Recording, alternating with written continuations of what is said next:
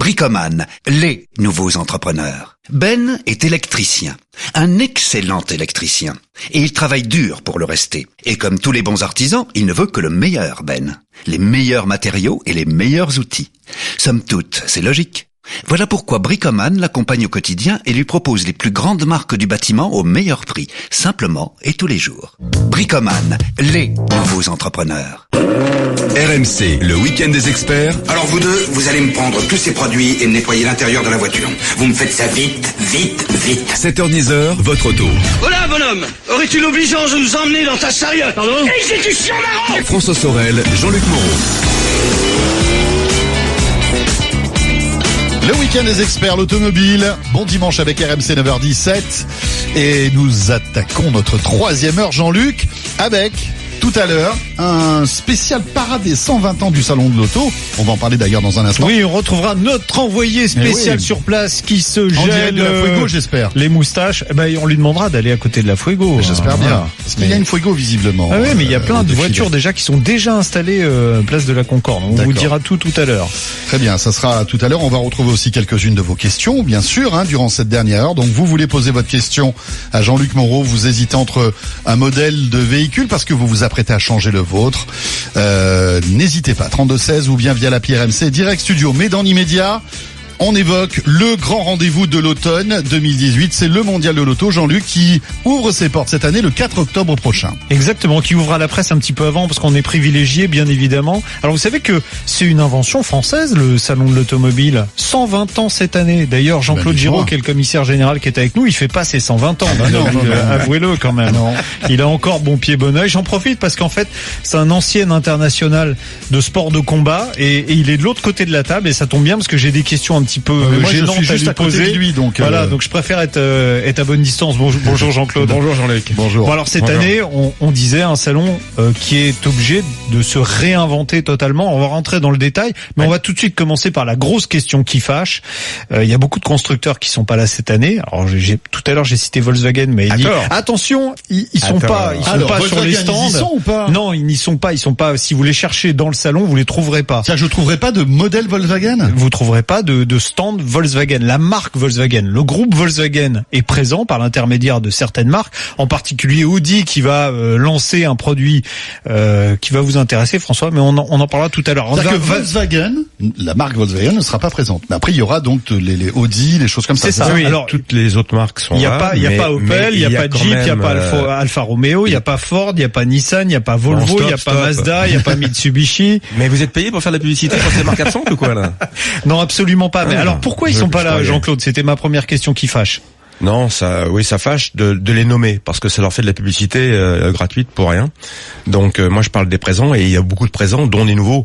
Il y a un constructeur chinois qui vient. Ah oui, on apprend la première fois. Alors j'avais demandé justement à un représentant, mais ils parlent tous chinois ou voire un petit peu anglais et c'était assez compliqué de les faire venir. Mais c'est la première fois, on est d'accord, qu'un constructeur chinois va exposer des voitures en France. Ça n'est jamais arrivé. Non, je pense pas. C'est de ce niveau-là et c'est un constructeur qui a de grandes ambitions en Europe et en France. Il l'expliquera d'ailleurs à sa conférence de presse mardi matin. Et un constructeur vietnamien aussi, un nouveau constructeur vietnamien qui va présenter 2 véhicules aussi merveilleux. Jean-Claude, pardon, juste une petite question pour revenir sur ces absents. Alors, on sait que les absents ont toujours tort, mais est-ce que non, mais c'est la question que 30 000 journalistes ont déjà posée. Non, mais au-delà de ça, bon, tant pis pour eux, mais est-ce que c'est quoi? C'est le ressenti d'un malaise en ce moment dans l'industrie de l'automobile? Ah non, pas du tout. Est-ce que c'est parce que c'est à Paris et qu'on sait qu'il y a quand même une politique qui était anti et qui est ça, toujours c'est la deuxième question qui fâche. Voilà. Alors je vais rectifier. Enfin, s'il y a des constructeurs automobiles qui ne sont pas présents dans un salon de l'auto, c'est quand même, ça fait tâche quand même, c'est bizarre. Oui, c'est bizarre, surtout pour eux. Mais non, mais pour vous aussi. C'est pas que le salon de Paris qui est touché, parce que beaucoup de salons internationaux des constructeurs, selon leur stratégie commerciale, décident d'aller à l'un ou l'autre de ces salons. Donc moi, je ne commande pas les stratégies commerciales des clients. Par contre, où je m'élève et quand je suis pas content, c'est qu'on donne des fausses indications aux journalistes pour dire qu'on vient pas. Donc ça m'agace un peu. Et c'est quoi les motifs? C'est trop cher?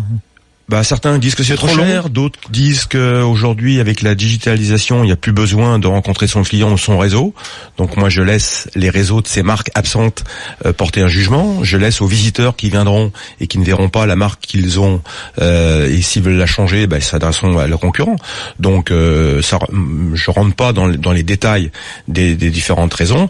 Moi, ce que je veux, c'est que les constructeurs qui sont présents soient contents de cette édition et qu'ils aient un retour sur investissement. Beaucoup de constructeurs me disent que Paris c'est incontournable et s'il y a un salon où il faut bien être, c'est à Paris. Donc quand j'entends ça, on a inventé le salon de l'automobile en France, on est d'accord. En 1998, c'est pour ça que nous faisons cette parade dès aujourd'hui. C'est pour ça que nous serons à la Concorde jusqu'au 14 octobre pour essayer des véhicules propres, des véhicules électriques, hybrides, hydrogène. Ça, on va en parler tout à l'heure. On va parler des nouveautés, Jean-Claude. On va déjà évacuer les questions qui fâchent. Alors, on a avec nous quand même Sébastien Bram, qui est senior manager chez Clarion Europe. Bonjour, Sébastien. Oui, bonjour. Bonjour. Bon, alors vous aviez une analyse aussi sur la désaffection des constructeurs automobiles, des grands salons. Alors, on va pas parler que de Paris, hein. On parle plus généralement des salons automobiles qu'il y a dans le monde. Vous avez une explication? Alors déjà, expliquez-nous chez Clarion. Alors, pour ceux qui connaissent pas, qui auraient pas une culture très développée de l'automobile, qu'est-ce que vous faites chez Clarion et qu'est-ce qui vous permet d'avoir une vision comme ça aussi globale? Oui, alors tout d'abord merci c'est l'opportunité de prendre la parole à l'occasion aussi de l'ouverture du salon de l'auto, qui est un grand moment, même si nous n'y sommes pas. Donc je pense j'ai écouté avec beaucoup d'attention les mots qui ont précédé et effectivement il y a pas mal de commentaires à faire.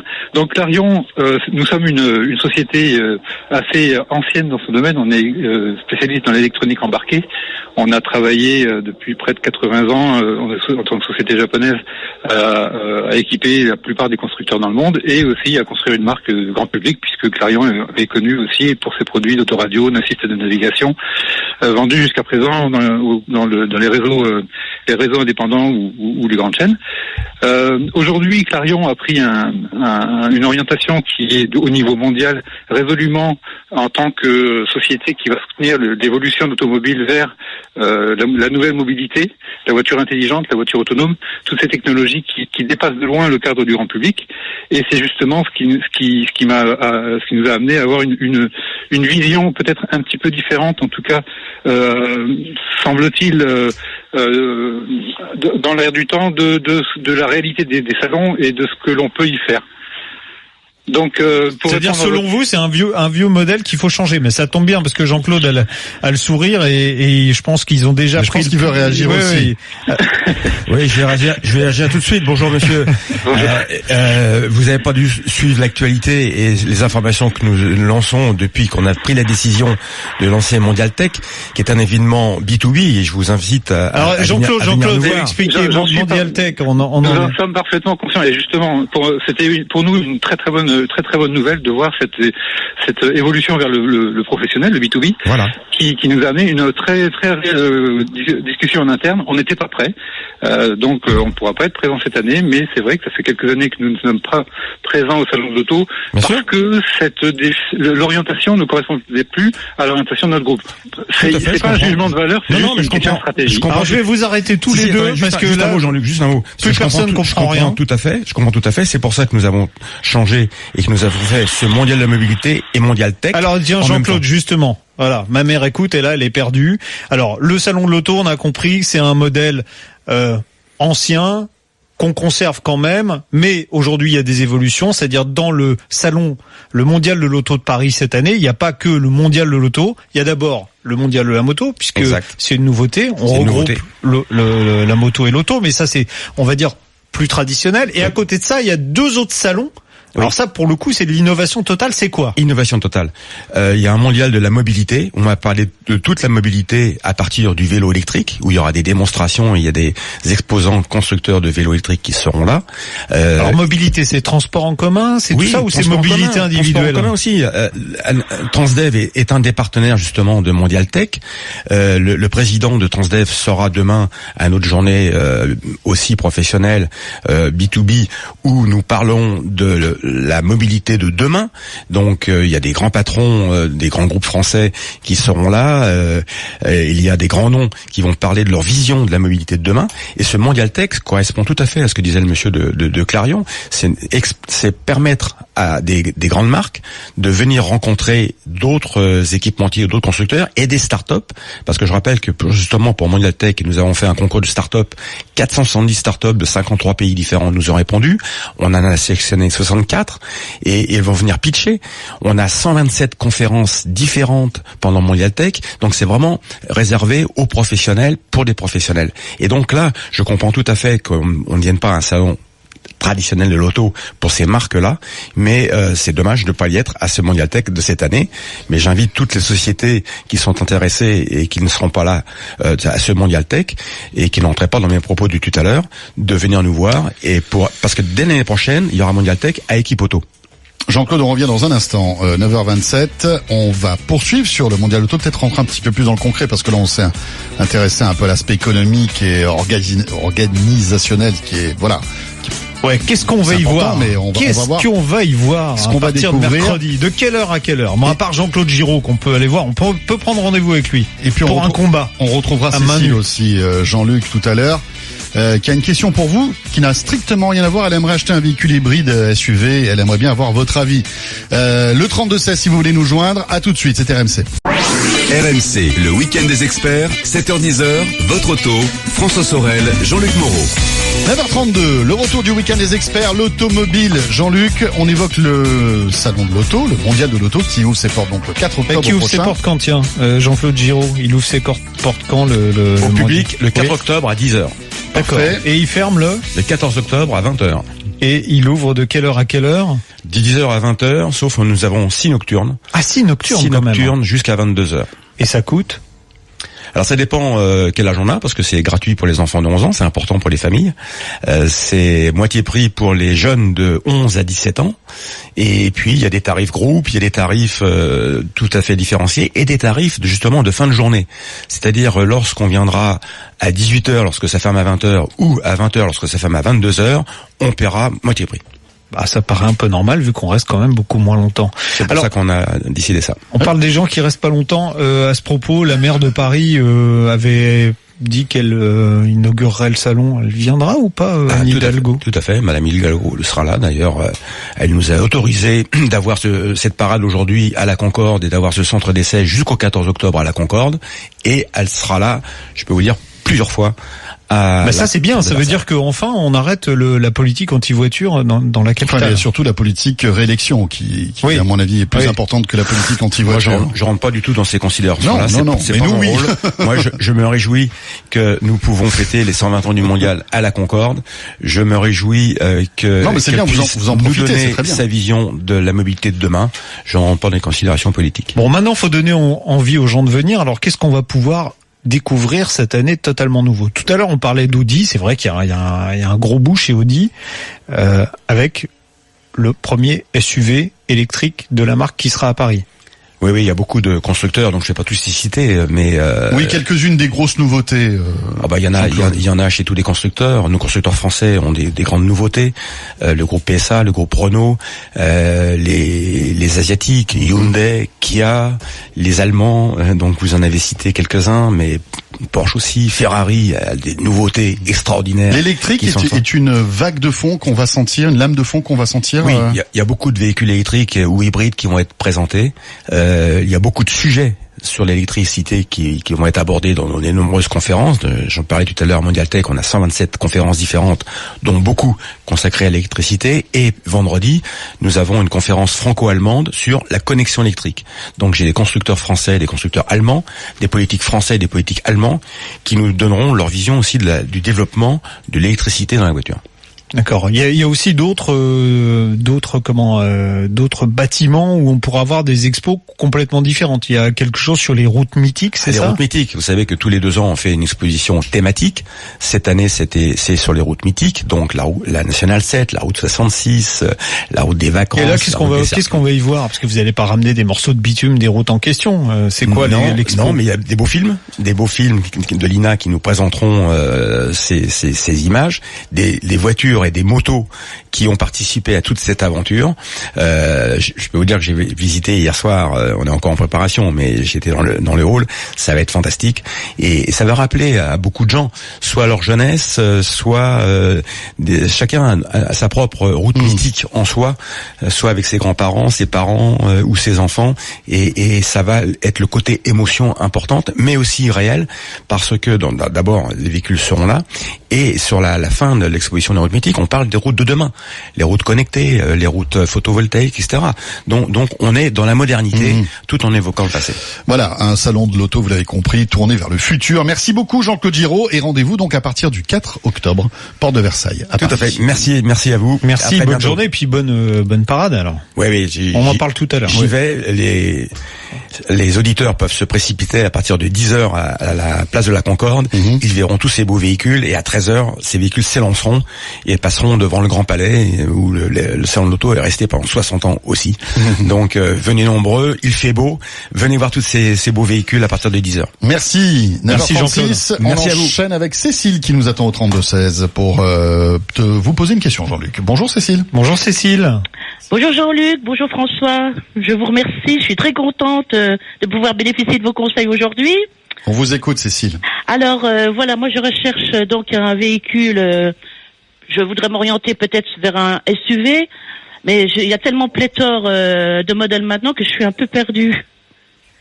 Alors, j'ai besoin de vos conseils. Mais attendez, vous voulez en faire quoi? Vous voulez alors les SUV, ça va du mini SUV au maxi SUV 7 places. Il vous faut quoi? C'est pour transporter une famille? C'est pour vous déplacer vous? C'est pour faire de la ville? C'est pour faire de la route? C'est pour faire de l'autoroute? Disons que nous habitons en campagne maintenant, à peu près à 50 km de Nancy. Donc, on se rend beaucoup sur Nancy. Donc, il faudrait que... Vous faites de la route plutôt alors? Oui, on avait un diesel. Donc, c'est pour ça qu'on avait pris un modèle comme ça. Parce qu'on fait beaucoup d'autoroutes, de voies rapides, de routes nationales. Donc, je m'étais orientée vers un SUV parce que je trouve que c'est une belle petite voiture. J'étais partie voir le 3008 quand il avait sorti, parce que vous en aviez beaucoup parlé. Bon, mon mari n'adhère pas trop parce qu'il n'y a pas assez de place. Ah, il veut plus grand? Oui, parce que là, on était sur un break. Nous, on a beaucoup eu de break. Donc, maintenant, on voudrait changer parce qu'on transporte beaucoup de choses. Ah oui, donc vous voulez un gros SUV, en fait. Voilà. Ouais, là, alors il a vu le 5008, votre mari, ou pas? Non, le 3008. Non, mais je veux dire, le 5008 est plus grand. Moi, j'aime pas. Vous aimez pas? Ah, d'accord. Ah oui. Donc il vous faut un gros SUV avec un moteur diesel, charbon. Non, pour pédaler. Non, soit hybride ou. Alors hybride, si vous faites beaucoup d'autoroutes, ça n'a pas d'intérêt.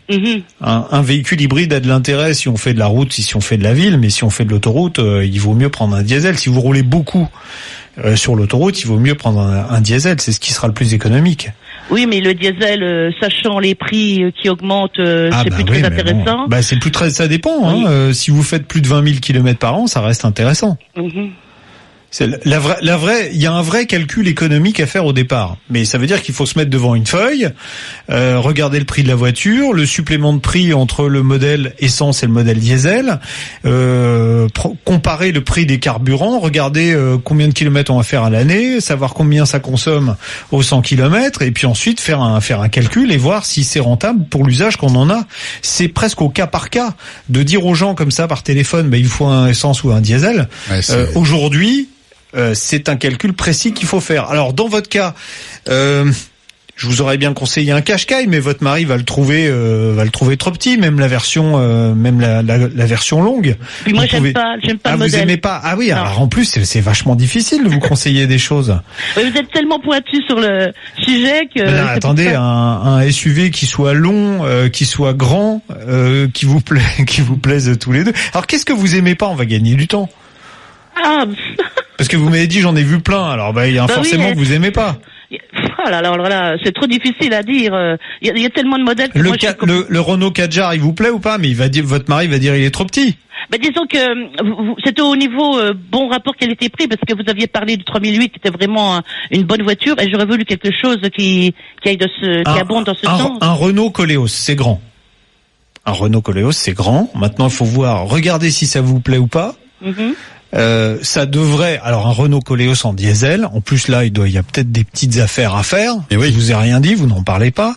Enfin, vous en parlez au constructeur, enfin au concessionnaire quand même. Voilà, donc un Koleos diesel, en ce moment il y a des bonnes affaires. C'est plus grand qu'un 3008, donc ça devrait plaire à votre mari. Esthétiquement, ça va sans doute vous plaire à vous. La solution, ça peut être ça. Alors après, comme il y a a priori beaucoup de modèles que vous aimez, d'autres que vous n'aimez pas. Je ne sais pas si ça peut vous plaire. Je peux vous faire d'autres propositions, mais ça va être beaucoup plus cher. Chez Audi, un Q7, il y a vraiment de la place dedans, mais là, c'est le budget qui va pas passer. C'est dommage, hein. C'est dommage. Moi, j'aimerais bien, tiens, un Q7 hybride diesel. Comme ça, en plus, vous mariez l'hybride et le diesel. Oui. Puis on n'est pas à 70 000 euros près, franchement. On va pas commencer à... D'accord. On revient dans un instant, 9h41, c'est RMC. On va poursuivre avec vos questions et puis bien sûr, on va découvrir la parade des 120 ans du salon à l'occasion du Mondial de l'Auto. À tout de suite. 32 16 touche 1, réagissez en direct sur RMC. Monsieur Jean-Luc Moreau, une petite question flash pour la route. Qu'est-ce que vous en pensez? Si vous en avez une pour moi, mais j'en veux bien une. Hein. Je vous la donne, 2 minutes. Regardez, en moins de 2 minutes déjà, rien que le temps de lire la question, ça va vous prendre 2 minutes. Et puis en plus, comme vous êtes très barbare et que vous parlez beaucoup, ça n'arrange pas les choses. Philippe, qui possède un Honda diesel CR-V qu'il a acheté en 2016. Le véhicule achète 70 000 km au compteur. Il avait acheté quasi neuf avec 1000 km. Il sait bien que le diesel disparaîtra tôt ou tard et se dit prêt à acquérir le même véhicule modèle essence cette fois-ci, mais il estime que celui-ci consomme beaucoup trop. Qu'est-ce que vous en pensez? Est-ce qu'il y a un intérêt écologique à passer d'essence sur ce type de modèle? Alors, ce qui est très intéressant, c'est que effectivement, Honda propose son CR-V sans motorisation diesel, le nouveau en fait. Donc, même s'il voulait renouveler son CR-V diesel par un CR-V diesel, il pourrait pas. C'est essence. Mais il y a une proposition alternative quand même que fait Honda, c'est que ils vont introduire la version hybride. Elle va d'ailleurs être de l'autre côté de la rue au Mondial de l'Auto ces jours-ci. Ah oui. Donc, la proposition, ça peut être ça. Alors, la consommation du modèle hybride, s'il fait que de l'autoroute, va être supérieure à ce qu'il avait avec son diesel. En revanche, s'il fait de la ville, ça va être l'inverse. Là où il consommait, alors dans les consos qui nous donnaient 5-6 litres, j'imagine que c'était sur route. En ville, on est plutôt à 6-7 litres. Et avec le modèle hybride, là, il va diminuer les consommations. Pourquoi? Parce que le modèle hybride, c'est l'intérêt de l'hybride d'ailleurs, récupère l'énergie quand on décélère. Donc quand on décélère souvent et qu'on accélère souvent, en décélération, on récupère l'énergie et on la transforme en électricité pour charger la batterie. Et cette énergie sert à refaire démarrer la voiture. C'est ça qui permet au véhicule hybride d'être plus économique en ville, mais aussi sur route où on accélère, on décélère continuellement. C'est pas très intéressant à vitesse stabilisée sur autoroute. Ça l'est en revanche dans les deux autres cas de figure. Donc le choix, voilà, il est tout trouvé. Un CR-V hybride. CR-V hybride. Et 32-16 pour toutes vos questions auto sur RMC. N'hésitez pas, on est là pendant encore un petit quart d'heure avec Jean-Luc. RMC jusqu'à 10h, votre auto, François Sorel, Jean-Luc Moreau. 10h moins le quart, le week-end des experts. L'automobile jusqu'à 10h avec Jean-Luc Moreau. Nous allons maintenant découvrir la parade des 120 ans du salon du Mondial de l'Auto. 230 voitures qui ont marqué l'histoire et qui vont défiler aujourd'hui. Exactement, et qui, avant de défiler, sont déjà exposées place de la Concorde, où nous avons notre envoyé spécial au pied léger, déguisé en majorette, puisqu'il va faire le défilé également. François Alain, bonjour François. Ça va les amis? Bonjour François. Il fait pas trop frais avec la petite jupe là ce matin? Non, alors justement j'ai trotté ma tenue de majorette contre des moon boots. Mais non, je plaisante. En fait, il fait très beau, il y a un beau soleil. Tout le monde est en place, il y a plein de voitures sur toute la place de la Concorde. Ils ont eu la très bonne idée de privatiser en fait la place de la Concorde dans son centre. Et donc il y a effectivement pas loin de 230 véhicules de toutes marques, tout modèle, toutes époques. Et c'est absolument un spectacle magnifique. Les gens ont été reçus à l'ACF. Donc vous savez qui est à côté de l'Automobile Club de France, voilà, le plus vieux club automobile du monde. C'est chargé d'histoire, la place de la Concorde quand même. Absolument. Et donc il y a la terrasse de la CF qui maintenant est ouverte. Et de là-haut, on peut surplomber toute la place de la Concorde avec toutes les voitures. Et ça, c'est formidable parce qu'il y a vraiment, alors je dis voiture et moto, c'est 2 roues et 4 roues. Et donc ça, c'est super parce qu'il y a vraiment pour tous les goûts. Il y a toutes les marques, toutes les époques, toutes les périodes, tous les états. Il y a des voitures en état concours, il y a des voitures vraiment dans leur jus, des voitures qui roulent, des voitures de musée. Il y a de tout. Donc ça, c'est absolument génial. Il y a même un modèle qui a 120 ans. Il y a une voiture de 1898. Il y a notamment, il y en a plusieurs. Mais il y a notamment la New AXA qui est sortie en 1898 avec son petit moteur de Dion à l'intérieur. D'ailleurs, c'était un des membres de l'ACF et qui l'a racheté. Donc cette voiture, on la connaît puisqu'elle est passée dans une émission qui s'appelle Vintage Mécanique, je crois, qui est diffusée sur RMC Découverte, il me semble. À peu près ça. Voilà. Et donc non, c'est super parce qu'il y a vraiment une variété extraordinaire et ça fait un brassage de collectionneurs de tous les styles qui s'entendent tous très bien et il y a vraiment un vrai climat, une vraie ambiance. En plus, il fait un temps extra, donc on a vraiment de la chance parce qu'il fait un temps magnifique sur Paris aujourd'hui. Donc c'est un vrai bonheur. Et puis il y a quelques véhicules aussi. Alors bon, François il s'intéresse aux voitures électriques. Il y en a une qui devrait lui taper dans l'œil. Voilà, c'est ça. La jamais contente. J'ai pensé à Jean-Luc. Voilà, la jamais contente est quasiment devant moi et donc elle est exposée effectivement dans un espèce de carré VIP où ils ont installé quelques véhicules, dont la jamais contente. On va dire quand même pour ceux qui savent pas, c'est la première voiture à dépasser les 100 km/h. Elle était électrique. C'est une sorte de torpille avec des roues d'ailleurs. Absolument. En 1899.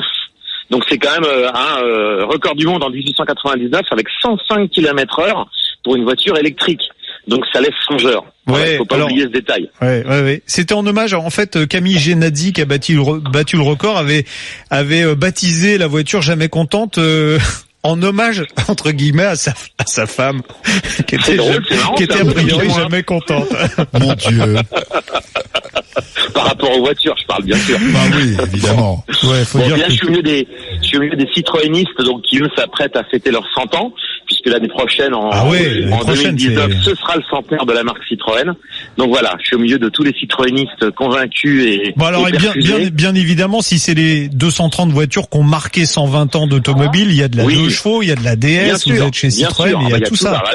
Là pour les citroënistes, c'est le bonheur, il y a l'embarras du choix, il y a toutes les versions, tous les modèles, toutes les couleurs. Il y a de la traction, voilà, il y a tout. François était content de savoir que chez Renault, il y avait une Fuego GTS. Ah ouais, non mais là François. Je confirme. Alors comment était François? Je veux un descriptif parfait de cette voiture. François, c'est vraiment le hasard qui fait bien les choses parce que elle est garée en face de la mienne.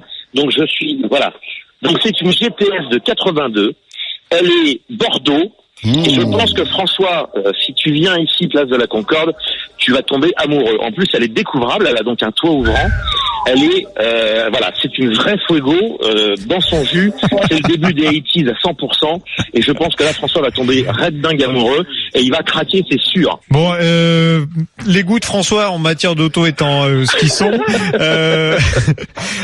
Monsieur François Alain, vous, qu'est-ce qui vous marque dans tout ce qu'il y a là? Il y a vraiment une ou deux voitures qui vous tapent dans l'œil. Ouais, moi, ce qui me semble remarquable, parce que c'est rare, c'est qu'il y a beaucoup d'ancêtres. C'est-à-dire qu'il y a beaucoup de voitures d'avant 1914. Ça, c'est pas des voitures qu'on voit forcément très souvent. C'est des voitures qui, évidemment, se conduisent pas comme des voitures modernes. Donc, c'est pas forcément facile à amener, pas forcément facile à utiliser dans la circulation d'aujourd'hui. Et il y a quand même la présence une bonne trentaine, sur 220 véhicules. Il y a une bonne trentaine d'ancêtres. Et donc, toutes plus belles les unes que les autres. C'est des voitures qu'on voit rarement. Donc, c'est vraiment... Et elles vont faire la parade quand même? Elles vont faire la parade, je pense, pour la quasi-totalité. Il y a même des musées, le musée de Mulhouse a amené des voitures, Citroën a amené des voitures, enfin, toutes les marques se sont donné aussi un peu le mal d'amener des voitures un peu rares. Et ça, c'est quand même formidable de se dire qu'on peut être là aujourd'hui, place de la Concorde. Alors, pour information pour les Parisiens ou les non-Parisiens qui seraient à Paris aujourd'hui, c'est une exposition statique qui dure toute la matinée. Et à 14h, ou entre 13 et 14h, il y a donc une parade qui va traverser Paris. On va passer par les Invalides, par les Champs-Élysées, etc. Donc c'est un spectacle bien sûr totalement gratuit et le temps étant avec nous, ça vaut vraiment le coup de venir jeter un œil. Merci beaucoup François et puis en plus il fait beau, c'est top. On enchaîne avec Michel qui est là au 32-16. Bonjour Michel. Bonjour. Bonjour Michel. Bienvenue sur RMC. Je suis vraiment content de vous avoir au téléphone. Eh bien nous aussi, figurez-vous. Vous nous appelez d'où Michel? De Toulouse. De Toulouse, parfait. Voilà. Qu'est-ce qui vous amène? J'ai un Xterra Picasso de 2009. Diesel, j'en suis content, mais maintenant, il a bientôt 10 ans, donc j'arrive, je pense, à le changer, et je voudrais avoir la fiabilité sur l'Honda Jazz à boîte auto, et le Suzuki Ignis à boîte automatique avec la boîte AGS. Qu'est-ce qu'en pense Jean-Luc? C'est des petites voitures par rapport à ce que vous aviez. Oui. Enfin, la Jazz un petit peu moins, mais l'Ignis, c'est vraiment une petite voiture. Oui, mais peut-être au point de vue, une fois les banquettes rabattues et tout, c'est pas mal quand même. Remarquez si vous êtes tout seul. Je si suis vous avec êtes ma femme, on est retraités. Je fais 10 000 km par an. Ah oui, bon, ça va. Mais j'aurais voulu voir la boîte AGS, qu'est-ce que vous en pensez? Mais écoutez, alors l'une comme l'autre, c'est la réputation de Honda et de Suzuki en matière de fiabilité, principalement sur les moteurs essence, elle est excellente et elle n'est pas usurpée du tout. Donc c'est plutôt fiable, les boîtes plutôt bien. Donc qu'est-ce que je peux vous dire d'autre? Après c'est une question de budget, quoi. Vous avez quoi comme budget? 13 000. Ah, ça va être juste quand même. Vous voulez neuve ou d'occasion? D'occasion. Ah oui, d'occasion. D'occasion, ça passe. Vous en avez vu déjà? Parce que si vous me posez la question, c'est que vous en avez vu. J'ai essayé l'Ignis à boîte auto, mais je trouve quand même que les vitesses, on sent bien les vitesses passer. Bah ouais, mais le truc c'est que en fait sur les petits modèles, c'est ce que j'expliquais en début d'émission, vous avez peut-être pas entendu, sur les petits si. Voilà, sur les petites voitures. Depuis 20 ans. Alors, sur les petites voitures, c'est vrai qu'on n'a pas encore les nouvelles générations de boîtes automatiques à convertisseurs de couple verrouillables, etc., etc. Ça va arriver parce que la boîte automatique est en train de se démocratiser. Donc on a aujourd'hui, la plupart du temps, des boîtes robotisées ou de la variation continue sur les toutes petites voitures. Donc c'est effectivement un peu moins bien. Bon, franchement, c'est pas rédhibitoire comme ça l'était au moment de la première Smart qui est sortie où c'était vraiment, on avait l'impression de s'arrêter entre chaque vitesse. Michel, merci. 9h52, 9h52, 9h52, 9h52, 9h52, 9h52, 9h52.